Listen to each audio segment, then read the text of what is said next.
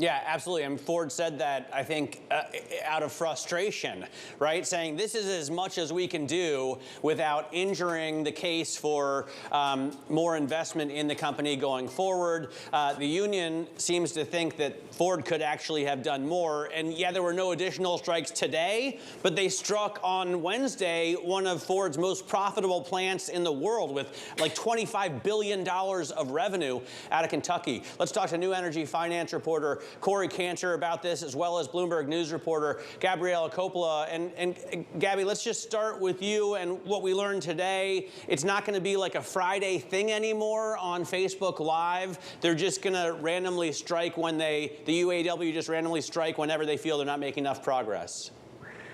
Yeah, I mean, I think that was the big takeaway from Fain's speech today, was that this is a shift in strategy. We already saw an escalation when they struck the Kentucky truck plant for Ford, because, you know, up until now they haven't really gone for the jugular, but going after that truck plant was definitely a heavy hit.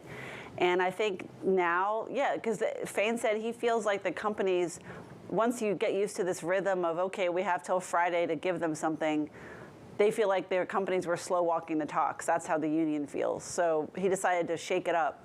And now, if they're not making progress, yeah, I'm very much on guard for more strikes. What's the jugular? Is the Rouge, like if they strike the Rouge where they make the F-150, is that the jugular? I mean, I think when you're hitting pickup truck plants, you know, especially for Ford, so much of their profit comes from the F-150, and they've already, you know, hit Kentucky truck. That's a serious blow. Yeah, you know, if you look at some of the other, like Stellantis, they've, you know, been striking the Wrangler plant since the beginning, but Jeep actually has a lot of Wranglers already in stock. So I think it's barely put a dent in their sales in that regard. But when you start hitting trucks, that's more serious. Cory, you did a lot of research and analysis, in particular on the electric vehicle market, and obviously the longer this takes to get resolved, the bigger the questions are for trying to transition to a new business when you're going up against the likes of Tesla right now. Have you been able to ballpark if we're still not able to find common ground on pay increases? Is there a number that you're working off of that you think would ultimately resolve for both sides here? It's not necessarily a pay increase that we focus on at BNEF. It's more that battery plant question. So if we flash back to last week, GM made a pretty big offer, according to the UAW, of putting those joint venture battery facilities under the national agreement. We haven't seen Ford and Stellantis match it at this point, but that's something that Fain and the UAW are definitely going to be looking forward from those other automakers moving forward. Not so much on the wage part, but the big three really do have to balance these negotiations with their EV investments moving forward. Tesla already has the advantage in terms of how much it's producing, and obviously is only scaling up quicker and quicker as time passes on.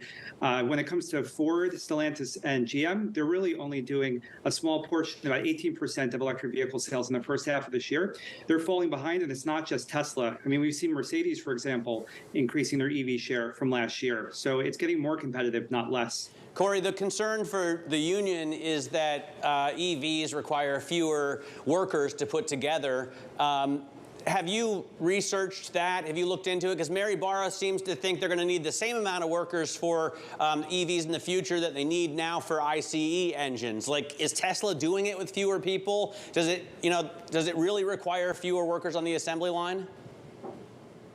We don't do labor research at BNEF. There was a report out from Heatmap News last week that covered this question, arguing that there would actually be, in fact, some more labor for electric vehicles, at least in this decade. You really have to look at it as the automobile itself, but then adding on the battery manufacturing, as well as the kind of components that go into those batteries. So it's a complicated question, not one that you can kind of necessarily just say yes or no. The big picture, though, is whether you're talking about the kind of industry as it is today or where it's going tomorrow, the big three are falling behind. And so no matter how they kind of reach a negotiated settlement here, the important part is it's been a tough year on the EV front because they're going through that kind of manufacturing challenge. And so moving forward, they're going to have to increase their EV adoption. And while they're going through these kind of labor negotiations, EV sales on their end hasn't necessarily been hit at a high level yet, but they're not moving up that volume at the level that they have to.